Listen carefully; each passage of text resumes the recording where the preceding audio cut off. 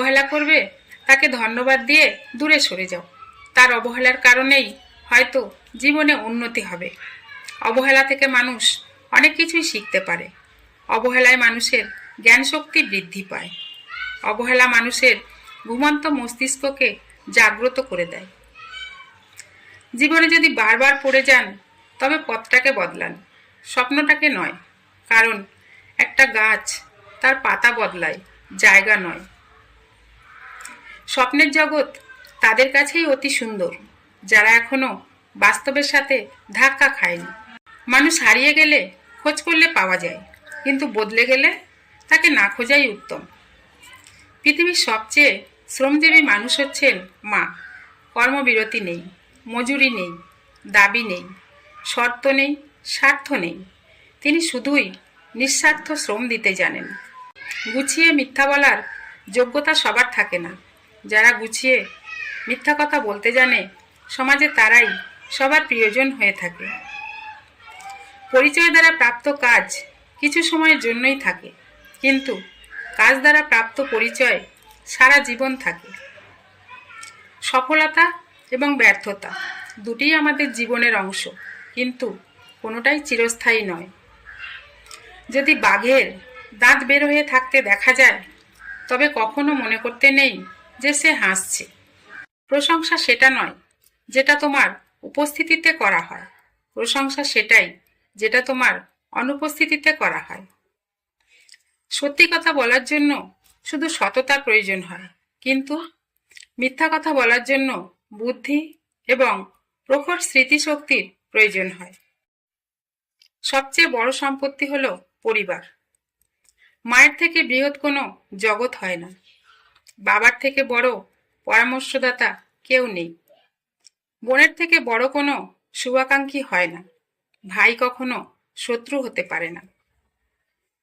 কেউ মূল্য দিক আর না দিক, সৎ কাজ করতে হবে, কারণ এর প্রতিদান মানুষ দেবে না, দেবেন স্বয়ং ঈশ্বর। যারা বেশি চিন্তা করে তারা সময় নষ্ট করে, জীবনটাকে উপভোগ করতে পারে না। রোগের ভয়ে মানুষ খাওয়া ছেড়ে দেয়, কিন্তু পাপের ভয়ে মানুষ ঘৃণ্য ও অপরাধমূলক কাজ ছাড়ে না। শত্রু বানানোর জন্য ঝগড়া করতে হয় না, ভালো কাজ করলে এমনিই শত্রু হয়ে যায়।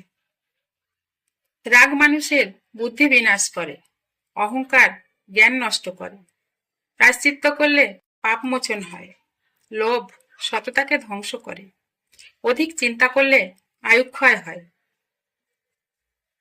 তর্কে জেতা বুদ্ধিমানের কাজ নয়, বরং তর্কে না যাওয়াই বুদ্ধিমানের কাজ। মনটা কোনো ডাস্টবিন নয়।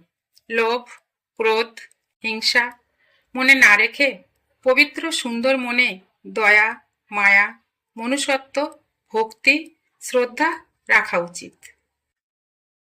নিজের সমস্যা নিজেকেই সমাধান করতে হয়, বাকিরা তো 5 মিনিট পরামর্শ দিয়ে নিজের কাজে চলে যায়।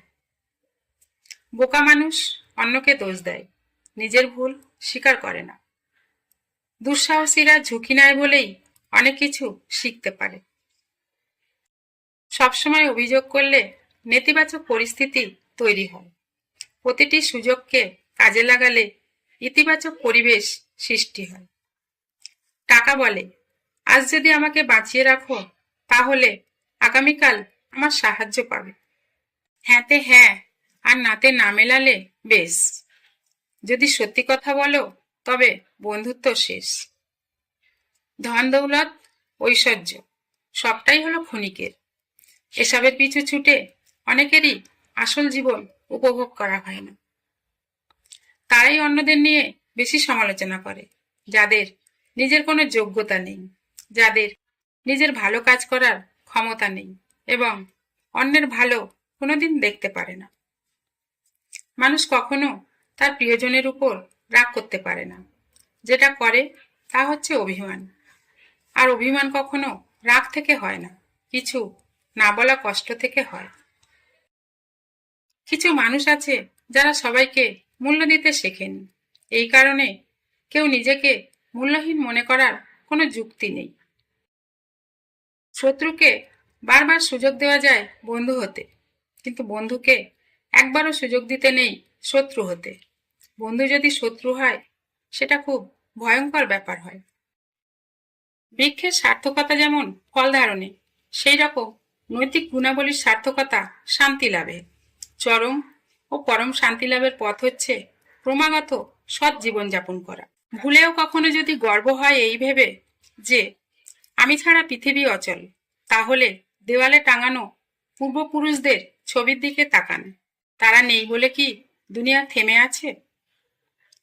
উপরে ওঠানোর জন্য কেউ বসে নেই, কিন্তু নিচে নামাতে অনেকেই ভালো জানে।